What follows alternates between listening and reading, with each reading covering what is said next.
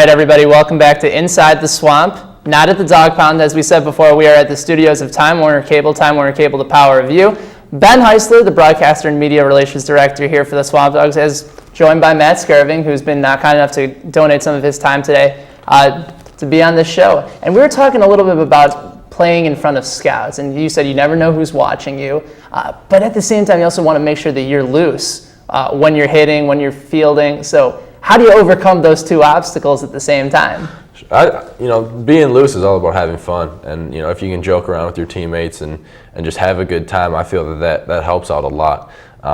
When I see a guy on my team who is nervous, maybe playing in front of scouts for the first time, or somebody who is looking to get drafted and really wants to play well in front of somebody, I try to loosen them up a little bit, joke around, and just make sure they're relaxed, because I think everybody plays better when they're relaxed.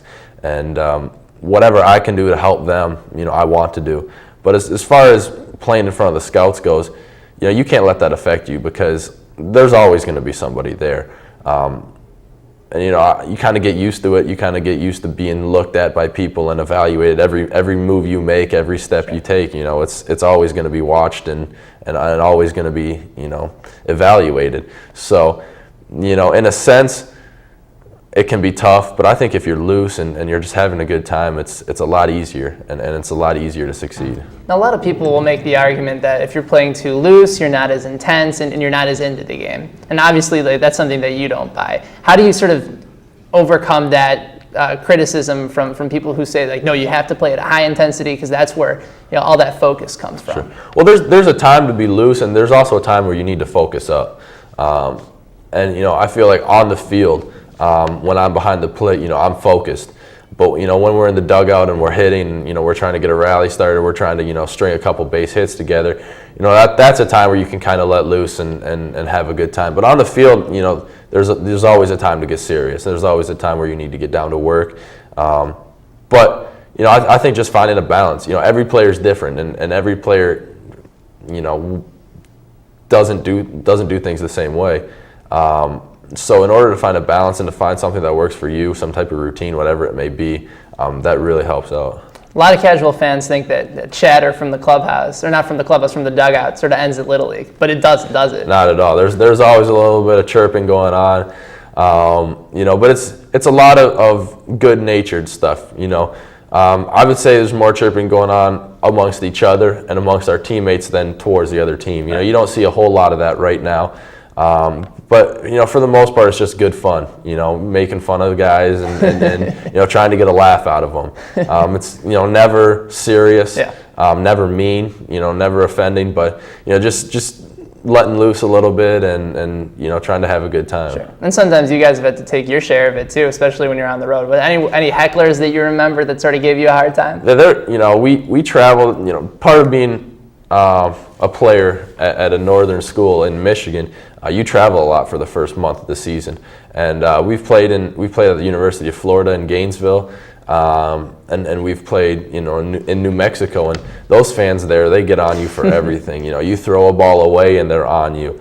You strike out and they count your steps back to the dugout. So every fan base has their own thing. But here, in Fayetteville, I've noticed everybody just real positive, real encouraging. And then on the road last night in Florence, while I was on deck, I had one fan in the stands trying to strike me a deal to hit into a double play, and he'll buy me dinner after the game.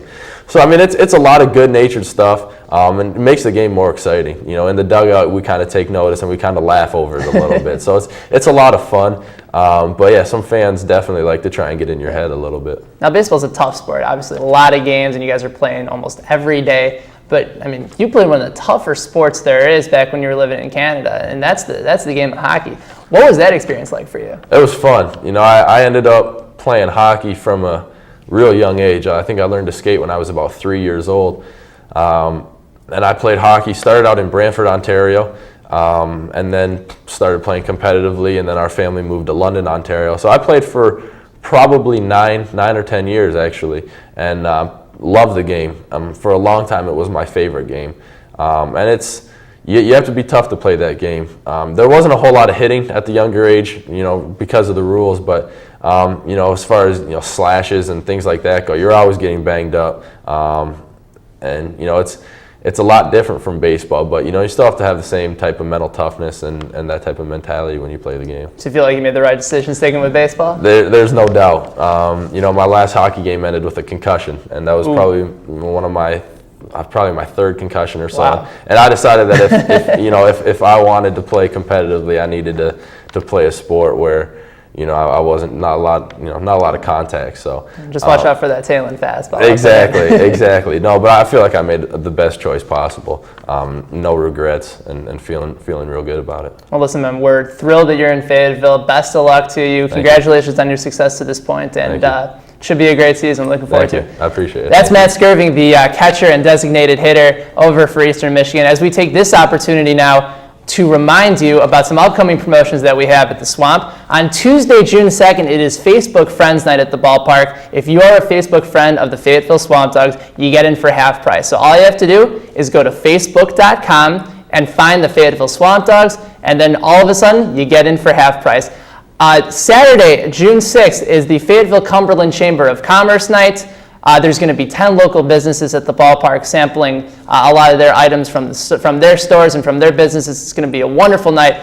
You can help support local businesses at the ballpark. And then on Monday, June 8th, it is going to be Math Club Night and Hospitality Appreciation Night, where folks in the hospitality industry will receive a discount at the gate. So it's all part of a real exciting summer of Fayetteville SwampDogs baseball, where baseball is fun. I want to thank my guest Matt Skirving, as well as everyone here at Time Warner Cable. That's going to do it for this edition of Inside the Swamp here at the Time Warner Cable studios. My name is Ben Heisler. We will see you next week, and don't forget to come out to the Swamp as soon as you can. Who let the dogs out? Who let the dogs out? Who let the dogs out? Who let the dogs out?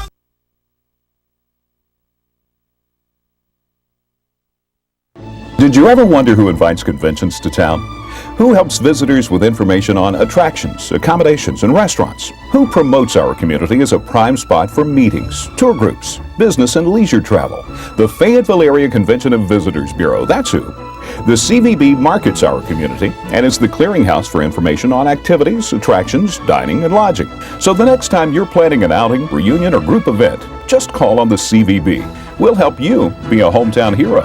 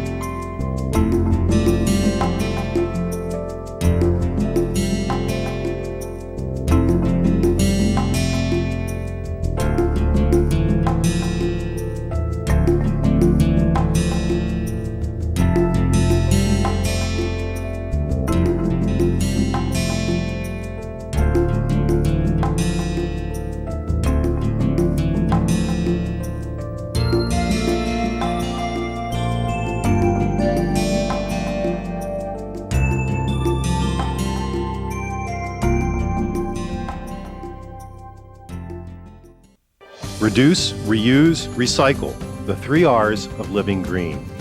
Living green also means rechargeable, as in rechargeable batteries. They're the power in your power tools, cell phones and cordless phones, camcorders, and other portable electronics. When they won't hold a charge anymore, old rechargeable batteries must be recycled. Visit calltorecycle.org or call toll-free to learn more. Reduce, reuse, and recycle. And remember, if it's rechargeable, it's recyclable.